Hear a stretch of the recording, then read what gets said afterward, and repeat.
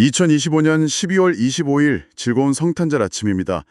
오늘 새벽에 나온 여러 소식들을 보면서요. 이게 다 따로 노는 이야기들 같았어요.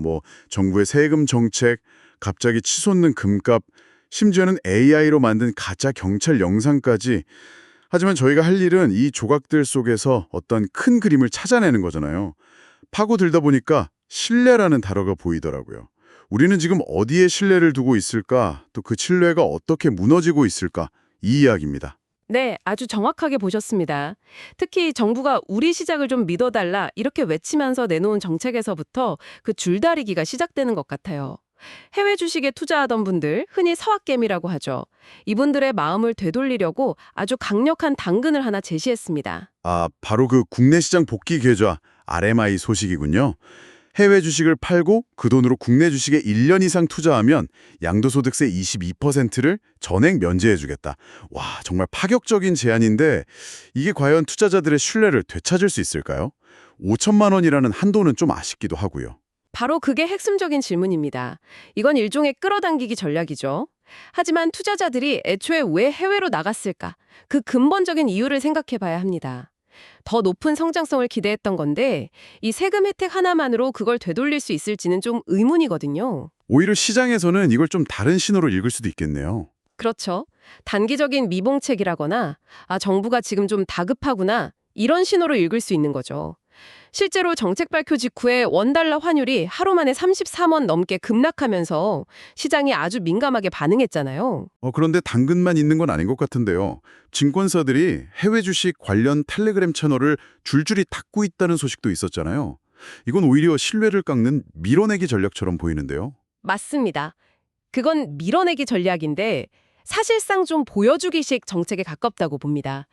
투자자들은 다른 플랫폼으로 5분이면 다 옮겨갈 수 있거든요. 그렇죠. 2025년에 정보를 막는다고 막아지는 시대가 아니니까요. 결국 정부가 신뢰를 얻는 방법은 이런 통제가 아니고요. 국내 시장 자체가 매력적이라는 믿음을 심어주는 것밖에 없습니다. 그렇군요. 정부는 우리 시장을 믿어달라고 하는데 사람들은 정작 신뢰를 다른 데 보내고 있는 것 같아요. 바로 금입니다.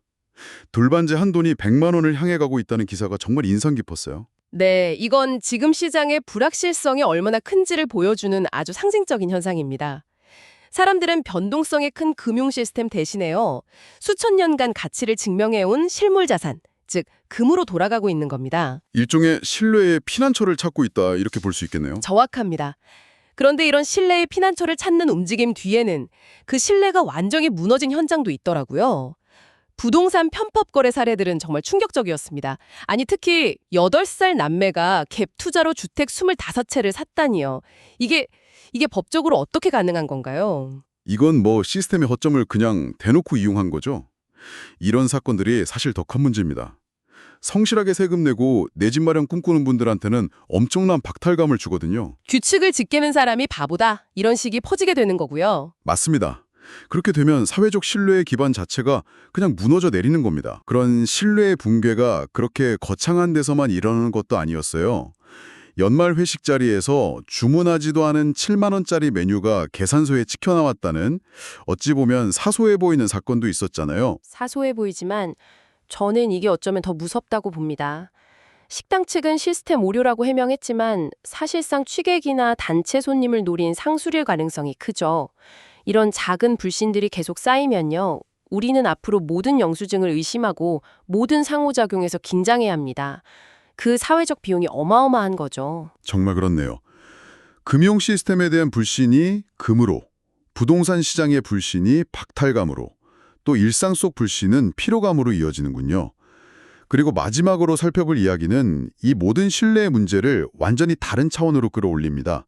바로 AI가 만든 가짜 경찰 당국 영상 이야기입니다. 네, 수백만 명이 진짜라고 믿고 본 영상이 전부 딥페이크였다는 사실.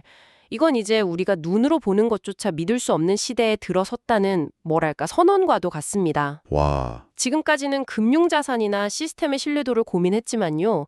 이제는 내 감각, 내 인지 자체의 신뢰도를 의심해야 하는 상황이 온 거죠. 오늘 저희는 이 다양한 소식들을 통해서 신뢰의 흐름을 한번 따라와 봤습니다.